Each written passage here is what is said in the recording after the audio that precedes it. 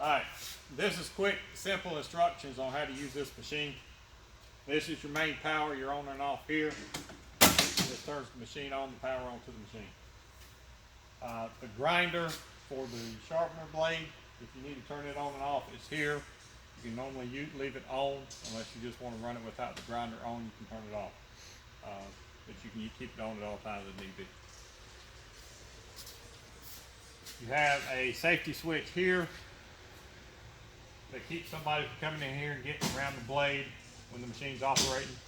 So if it's running, it's going to cut it off as you're operating. This is your controls here for your knife and your roll. Start for your knife, start for your chuck. This is your forward and reverse for your chuck. Right now, the way we've got this cutting set up for your fabric is when you put the roll on, we've got the direction of the roll going away from us. The fabric itself, when you load it on here, it needs to be coming to us. So right now, if I grab this fabric, I pick it up and you're coming this way. So you need to make sure you have your fabric coming around the top towards us, and then the roll itself going away from us. We've got that set in forward direction currently. If you ever had to change it to reverse direction for any other reason, for a different type of roll or something, this is where you do it. And that's your start.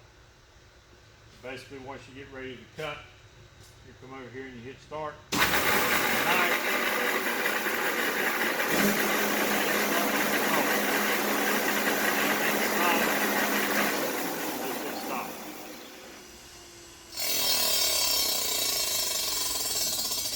Stop it.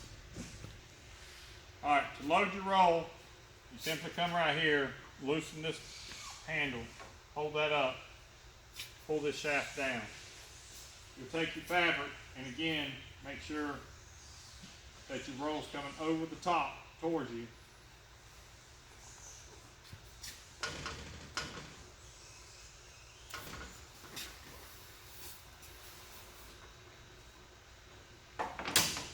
Tighten your nut screw back down. Push this all the way against the face plate. Come on in here close. At this point, you'll pick up this wrench. It goes in this hole right here. You take that, you tighten this, you pull on this part, push on that part until it gets it tight.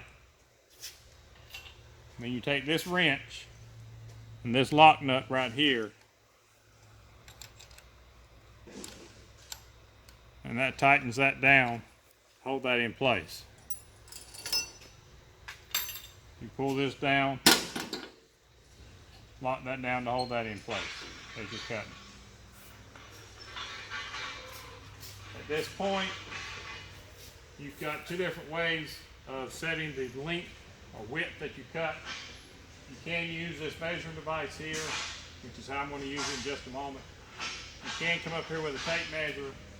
If you're cutting 2-inch increments, you can come up here and measure 2 inches and make a mark on it, 2 inches, make a mark on it, and then as you go down, you can line your blade up with that mark. If we're using this measurement here to cut 2 inches, you basically move your blade over 2 inches, line the edge of your roll up with a 2-inch mark on this blade, or on the measuring device. Pull your blade down, turn the power on. Make sure your power's on. Pull your blade down, turn your knife on. Then you got your might not have that. Okay, in that instance right there, our reflector had moved just a slight bit and was no longer lined up with our light. So you need to make sure after you load your roll up that your reflector is hitting your light. You'll know it because you can hear that clicking. Alright, once you have your 2 inches marked here, pull your blade up.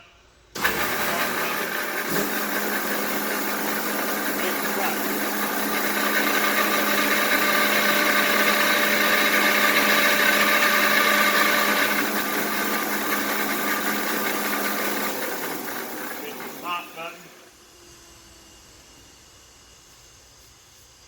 piece will come off the end here. Depending on whether you're making one cut or multiple cuts. If you're making multiple, you can continue cutting all the way down. These here can stay on the side here. So you can basically come here, move down 2 inches again.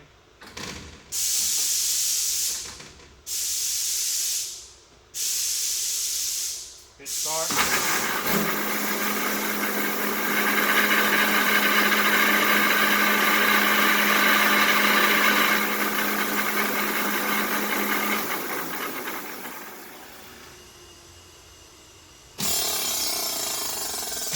To unload the machine, you basically do the same thing. You come down here, open that, slide the cut pieces off. If you're done with the whole roll, you go to the opposite end, unhook your roll, and pull it off. So. This lever here controls the speed of your blade, which right now we've worked to get it at the right speed that it needs to be at to cut the fabric, the sample that you all sent to us. So I would not suggest touching this.